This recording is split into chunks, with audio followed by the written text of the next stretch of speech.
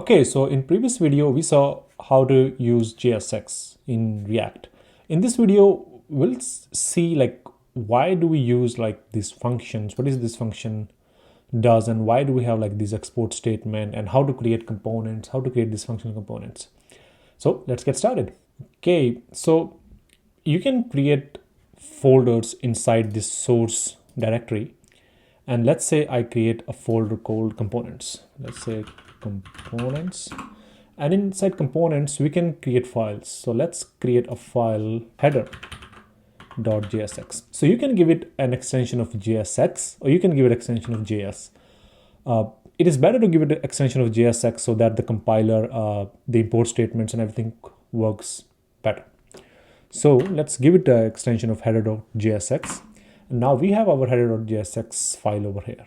So in order to create a functional component in React, all you need to do is create a function. So let's say we come here, we create a function, and we call it header, and then we have a function over here. So it's not accepting any parameters for now. And as we have seen in the previous example, we need to have this return statement. So let's add that return statement here.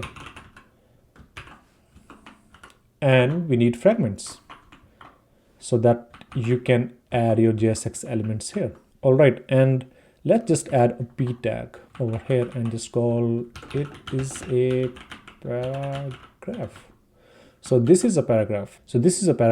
And now we need an export statement. Export default header. So the rule of thumb is inside a component, just like we have this header component, this header.jsx file, we should always export one component. So this header function will act as a component, and we're just exporting one function. So that's why we need to use default.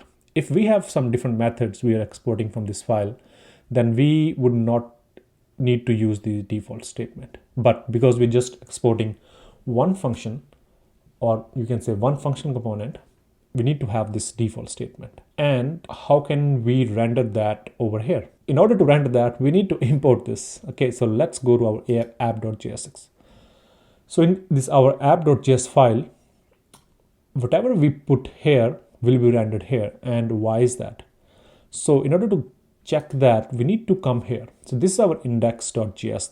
You can say the very first port of our application. So this is where our whole application gets loaded, and our whole application gets loaded with this app component because we just have one component. We have seen like in the previous video, we have like that React logo and everything that was loaded because we are importing that app component here. So you can see this nested structure, and you will see this nested structure all over in React application. So the good thing is we don't need to import everything in the index.js file. So app will hold all other components, and index.js file will hold app. So that's how you can think of it. All right, so let's go to app.js and let's get rid of everything here because we don't need it, and let's import our header. So we can call, if I can type, header, and then open curly brackets. But we don't have it because we're not importing it. So in order to import it, let's just get rid of that as well. So we can say import header from, so we need to go one directory up. So we need to file components, and then we have header over there. If we save it, and if I make it smaller so that you can see it, we have our header here. So whatever changes we do here, so let's add, it is also a header. We'll see it over here. That's probably the easiest form of writing a functional component in React.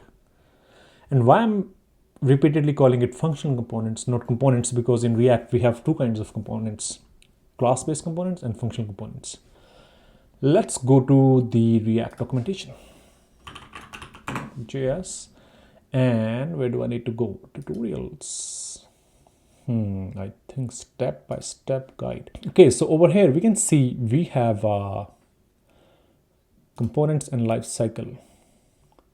So we have two kinds of components, function and class-based components. I'm only going to go through the function components. I'm not going to discuss the class-based components because nowadays most companies, most projects, I would say 90% plus, will use only functional components. The reason being because the way we use hooks in React now. So I'm pretty sure this is going to be deprecated in next few releases, maybe next year or maybe in 2 years, a couple of years, because a lot of code bases I have seen, they're still using class components because that was the way we were used to use, we were used to do React in.